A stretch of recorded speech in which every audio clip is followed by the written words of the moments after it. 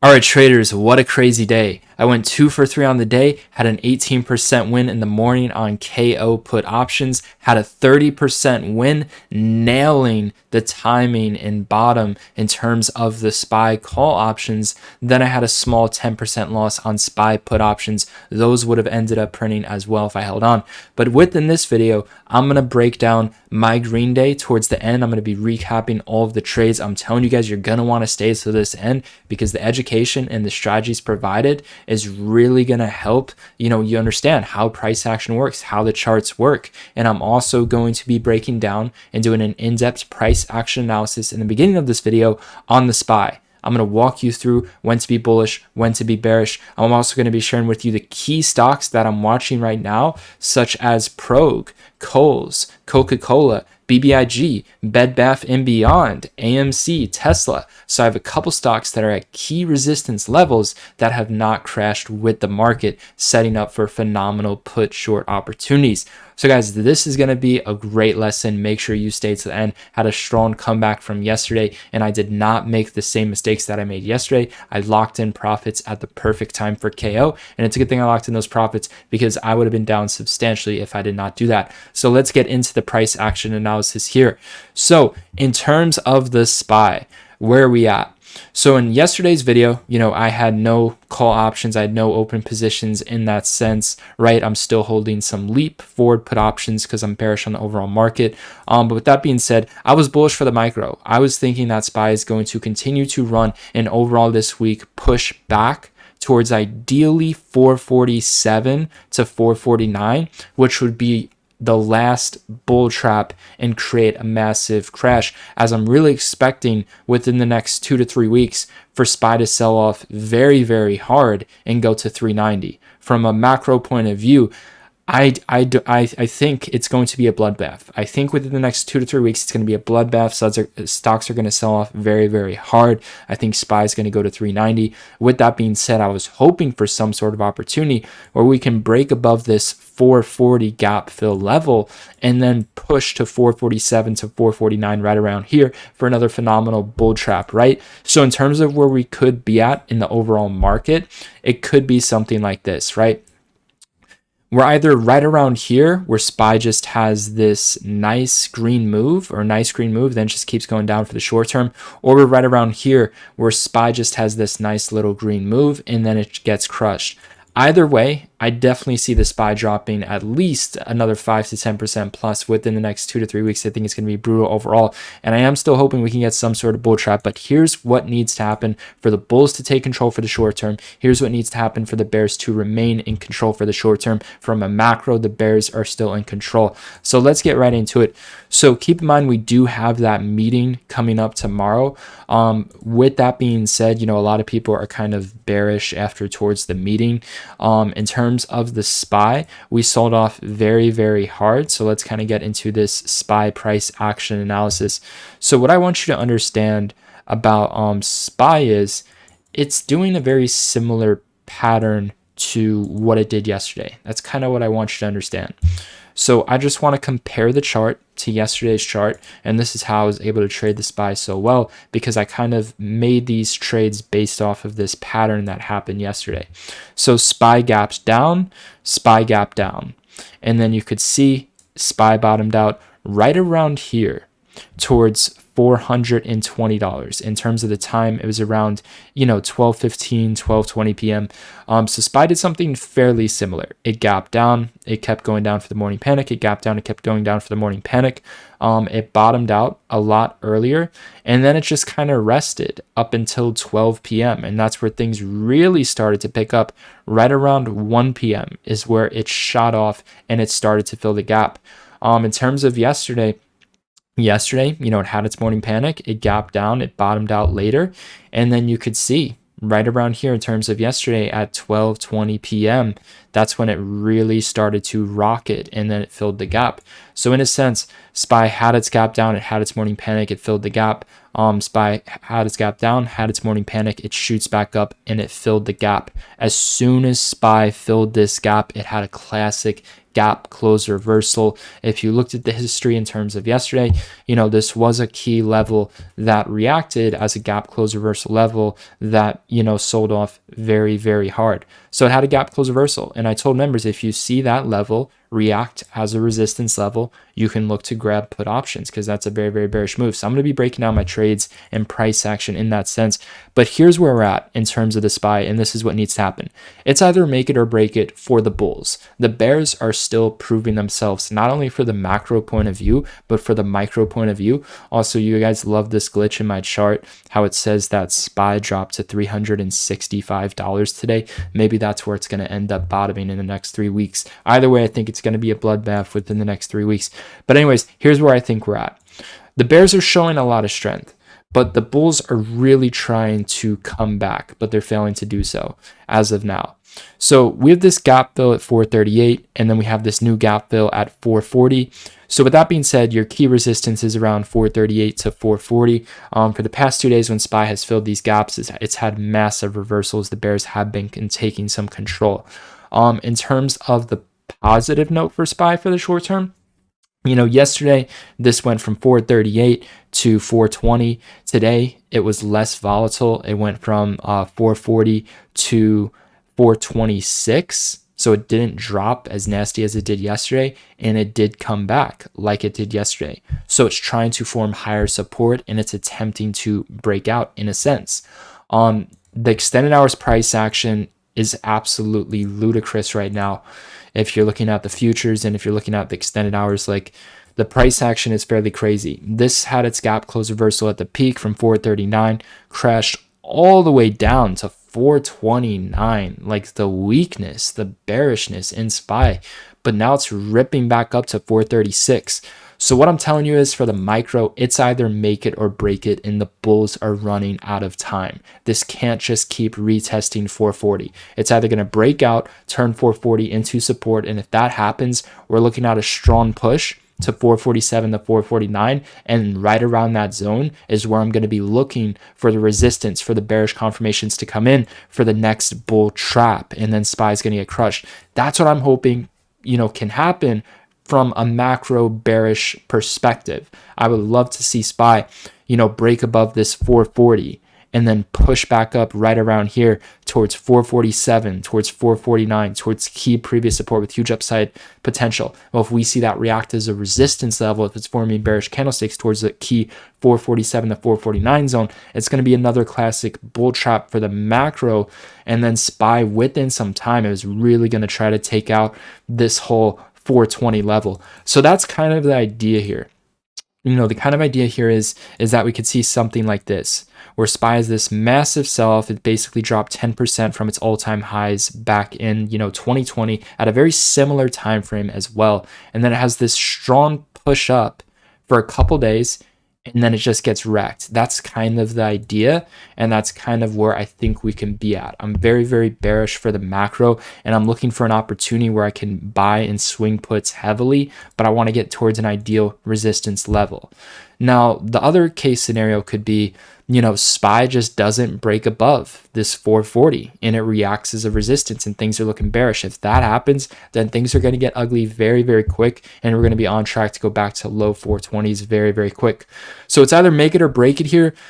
The bulls have been trying, but they have failed twice already to break above and turn into support. So if they can't do it soon, things are going to get ugly very, very fast. One thing you can consider doing is, so the whole macro idea is to give yourself about 3 to 4 weeks. I think 3 to 4 weeks, it's going to be a bloodbath within the next 3 weeks, but give yourself a little bit more time than expected. So what you can do is you can do a starting position. And if you're going to do this, stay in the money, stay in the money, right? Don't get squeezed hard going out of the money. You can take a starting position on a put. If you see SPY struggling, it forms a bearish candlestick on the daily towards 438. It's not looking good. It's looking bearish. You could take a starting position. And then if you're getting squeezed, you can either cut it or you can look to add towards the 447 to 449, right? You can play it how you want to in that sense. Either way, I think the next 3 weeks are going to be a bloodbath, and that's kind of where we're at. We're at this make it or break it situation for the SPY, and I am very, very bearish, but I am hoping for the micro some miracle happens and it spikes to 447 to 449 this week to go heavy on puts for another bull trap. If not, then the bull trap is simply going to be at a lower level, and that lower level will be at 440. So just keep those things in mind. Figure out how you want to play it. There's so many things you could do. You can do like a vertical option as well. You could do some verticals. You can get like a put option vertical on SPY, at like a 440 strike expiration in 2 to 3 weeks. That should do, like 70% plus. Like, look into some options. For those of you who are more professional at options as well, definitely consider something, and just in terms of the way you want to play it in the strategy, I think we can go to 390 within the next like 3 weeks. I definitely see it's possible to really go back down to 390 and fill these gaps within the next 3 weeks. I think it's highly likely. I think it's very possible. So we'll see as time goes on within the next 2 days. I think we'll have a better idea if this is going to hit 449 or if the bull trap is going to be at 440 and this is just going to get wrecked. Either way, the bears are in complete control for the macro. So that's kind of where I'm at on the SPY.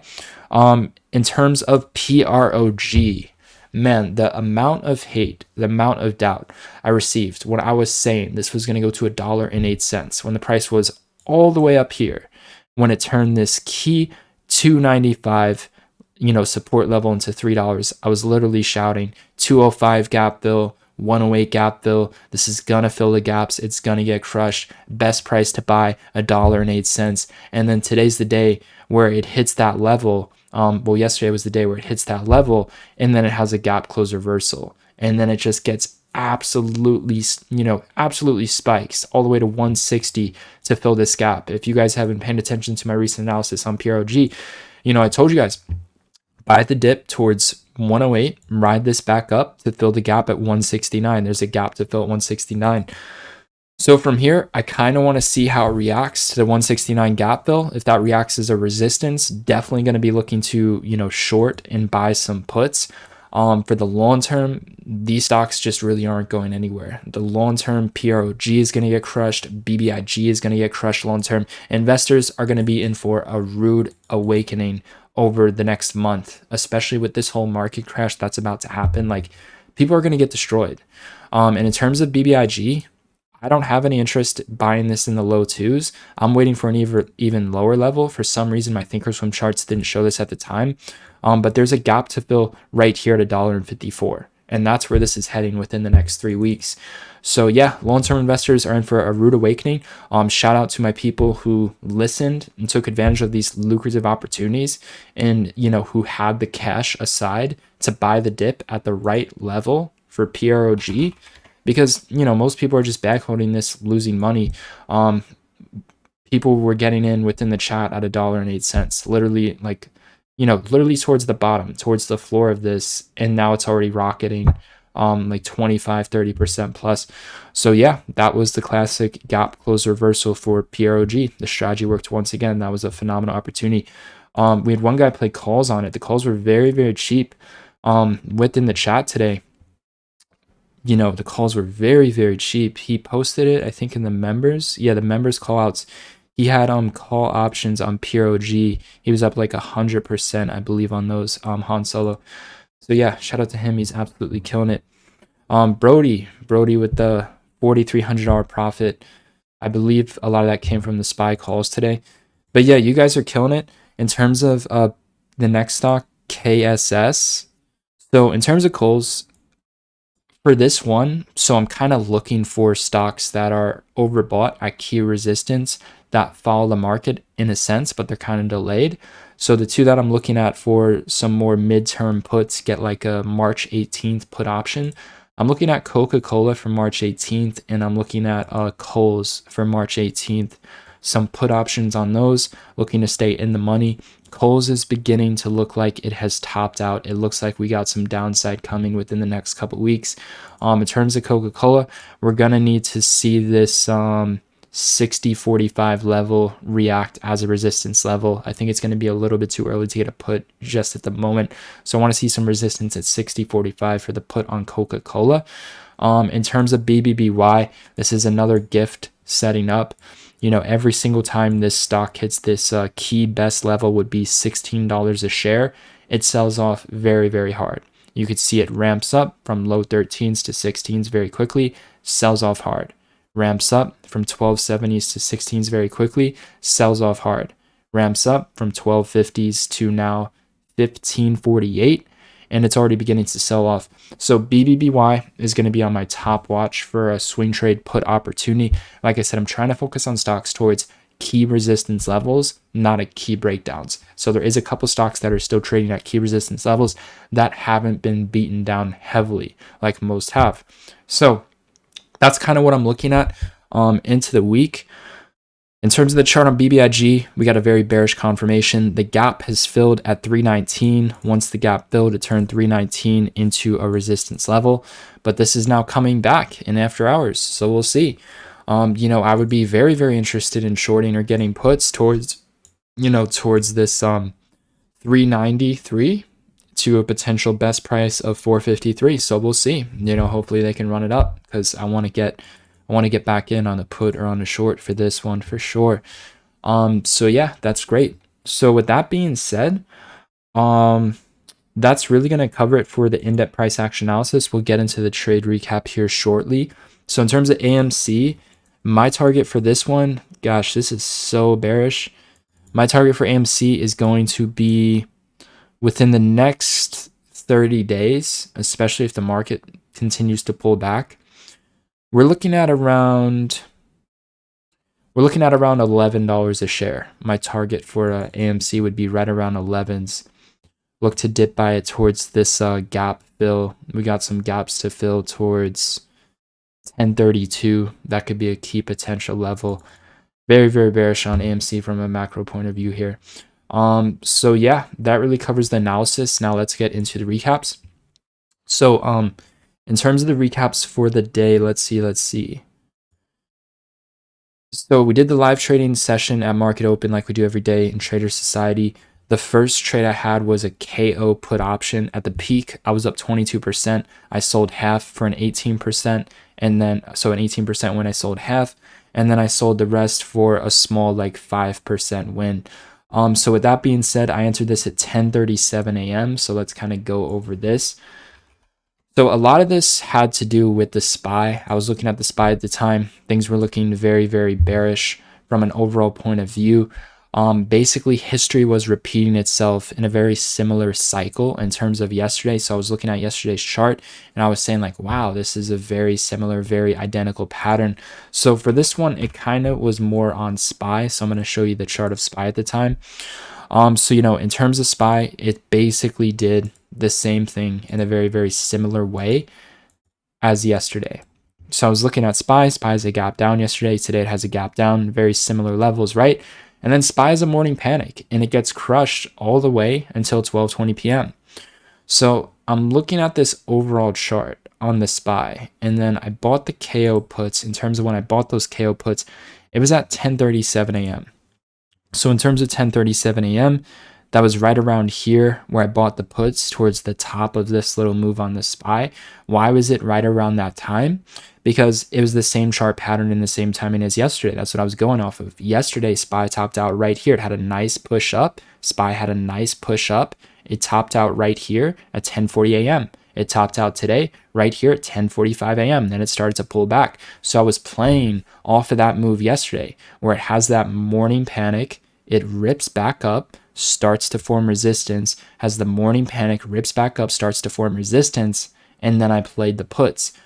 So with that being said, they did fairly well for the time being. In terms of, the KO puts, you can see it was that same thing, same timing as yesterday, where KO has the nice little spike. It tops out at 10:40. KO has the nice little spike. It tops out at 10:40. Then it started pulling back. And then in terms of my exit, I literally exited half of these contracts at the low. 12 p.m. I sold half at 69 cents. I was in at 59 cents. Literally right here. This is 12 p.m. Literally right here is where I sent out that alert. That was the exact low for that time being. And then ever since from there, it was just, for the most part, it had one more pullback, but that was like the exact low at 12 p.m. The exit on that was perfect. And then it was just nothing but upside for the most part. Just one more pullback, nothing but upside. And then I cut the rest on KO. You can see I sold the other half right here at 62 cents at 12.13. And then I entered SPY calls. And I told members this all on live stream. I told them, right now, the SPY is doing the exact same thing it's doing as yesterday. So I'm going to grab the puts here, lock in my profits towards around 12 p.m. because that's where the SPY had bottomed out yesterday. Then I'm going to look to buy calls midday. And that's exactly what I did. I was playing off the same pattern as yesterday. So this was an amazing alert. At 1 p.m., I timed this perfectly. I bought a 431 strike. I got filled at $7.15, went very heavy on these. So, when I'm doing these more safer contracts that are more in the money, more expensive, I'm typically going a lot heavier. They're also a lot more expensive. You can do it how you want. You can get something more out of the money or something more with less expiration, right? If it's not a swing trade. But with that being said, I got in at 7:15 at 1 p.m. and I kept adding. I added at $7. I added at $6.99. And then just like 20 minutes after that, I was up 15%. And then I sold 70% of my position at $8.92 for a 25% win. And then I sold the rest at $9.27 for a 30% win. And then we're going to be breaking down my last trade here very, very soon. So in terms of why did I get, in a sense, why did I get the call options, right? Same pattern as yesterday, where SPY is sitting here at key support around 12. SPY is sitting here at key support around 12, starting to curl up. And then it just shoots up and fills the gap throughout the day. That's what I was playing for, and history repeat itself, right? So in that sense, when I was looking at the chart on the SPY, it's been trading in this price channel for quite some time. This 430 to 433 price channel just going up and down, up and down, up and down. And then all of a sudden, right around here, so I'm going to show you the chart yesterday. Look at the pattern. It's just going up and down. It's cycling. And then right around here at like 12:50 to 12:40 p.m., SPY just takes off throughout the day. And you can kind of see, in a sense, like the chart looks nearly identical. And in terms of the takeoff, like I'm studying this, I'm studying this channel, and it looks like SPY is curling up, and it looks like it's getting ready to break out. Let me show you what I'm talking about right here. So it's just trading sideways, trading sideways, trading sideways. And then right around here is where I became very interested. So yesterday it started blasting off at around 12:40 to 12:50 p.m. like I just showed you. So that's how I get my timing down. And then in terms of this, higher support in all of these wicks coming in. All of these wicks coming in with this higher support. And then my squeeze alert was triggering right around here. It triggered at 1:09 p.m. I got in a little bit before that. But all of this key support and all these bottom pins and the timing and the pattern yesterday had a huge influence to do that.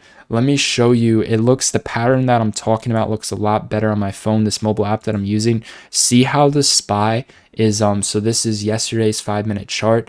See how it's just curling up, like just picture like a triangle breakout. Picture a line right here, and then picture a line right here. See how it's just curling up, just waiting to explode. And look at this 5-minute candle. See how it's just waiting to rocket back up to fill this gap. It was that same exact pattern as yesterday. It was screaming bullish breakout to fill the gap. That's what it was screaming. So I went based off of that, and I did very, very well. Sold it way too soon, but still a quick 30%. I'll take it. Quick 30%. So with that being said, I ended up exiting. You could see, like I showed you, the exits were at 145 and the exit was at 151. Why did I decide to exit around there? So this had a huge reason to do with it. I was looking at the chart on SPY yesterday, and I told myself, man, at some point, this is going to have a massive pullback. And in terms of yesterday, at 2 p.m., this had a massive pullback. This went from 433 all the way down to 426 before it ripped up, had its gap breakout, and then filled the gap, right? So I'm looking at that chart from yesterday, and I'm like, man, do I really want to risk a big pullback trying to make a couple more dollars for this gap fill? And I told myself, no, I got to play it safe. I can't risk just giving up a 30% win like that, right? Even if I think the gap's going to fill. Play it safe, lock in the profits, and then if it has a big pullback, I can look to buy the dip back.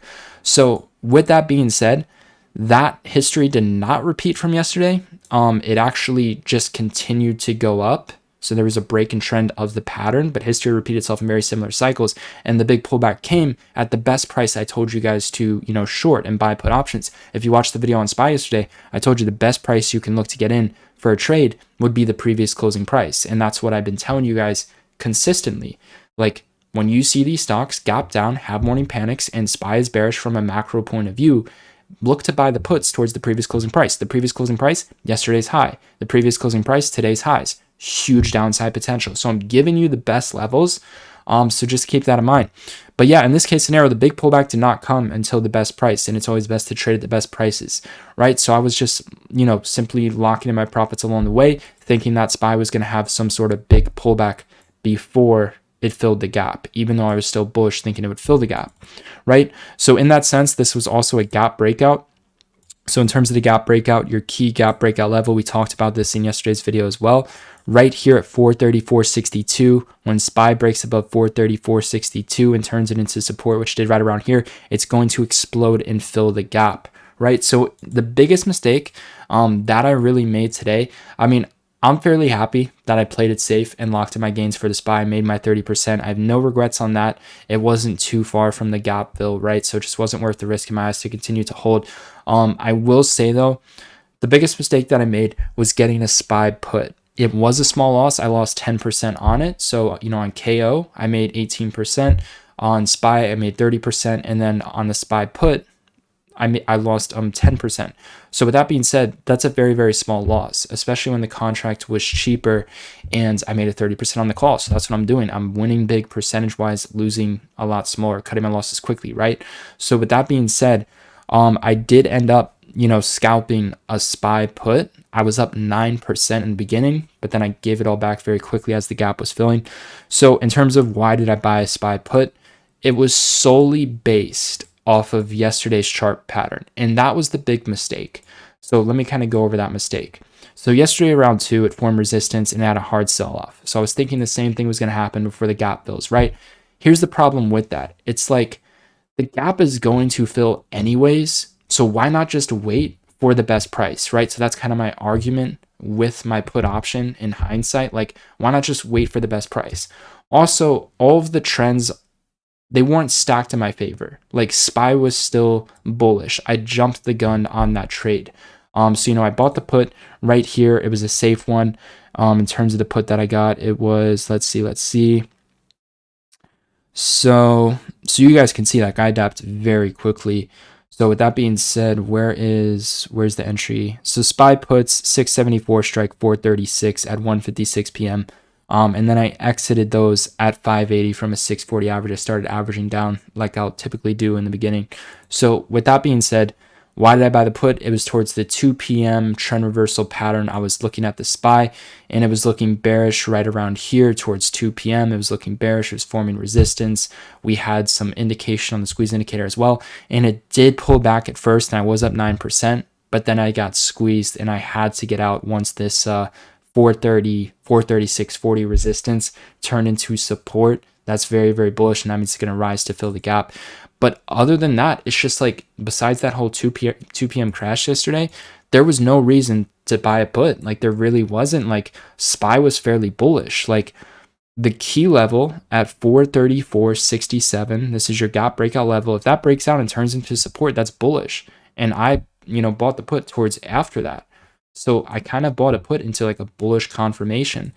So there's a lot of things you can stack in your favor, like the timing, the chart. There's a lot of variables that go into a trade. And the only thing that I really stacked into my favor was the timing. It wasn't like this whole amazing chart pattern. It wasn't like this super skilled trade.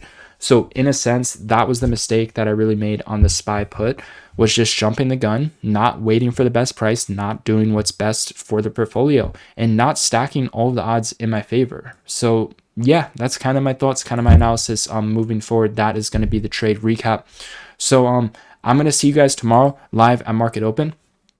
If you do want to be a part of Trader Society, so you get lifetime access and you get instant access. As soon as you join the program, it's instant access and it lasts for a lifetime. So with that being said, it's a one-time fee. And in terms of some of the things that are included, all the information is explained down below in the first link in the description, tradersociety.net.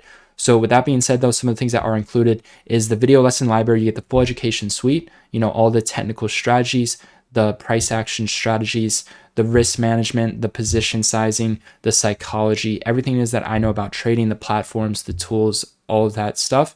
You also get access to the chat room, and you can one-on-one direct message me within the chat room. You can also ask me questions live on spot in the morning live trading sessions that we do every single day at Market Open, where you get to trade live with me. There's a lot more to it. If you are interested, all the information is down below, and you could trade with us as early as tomorrow, in terms of Market Open. So I will see you guys to then.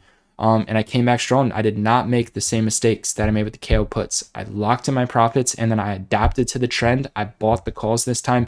So basically, in terms of today, for the most part, besides the SPY put, I did exactly what I was supposed to do. I traded very, very well. I adapted, and I traded based off of yesterday's pattern, and it worked extremely well, and it was a nice green day. So I will see you guys till then. The link is down below in the description. I will see you tomorrow live at Market Open.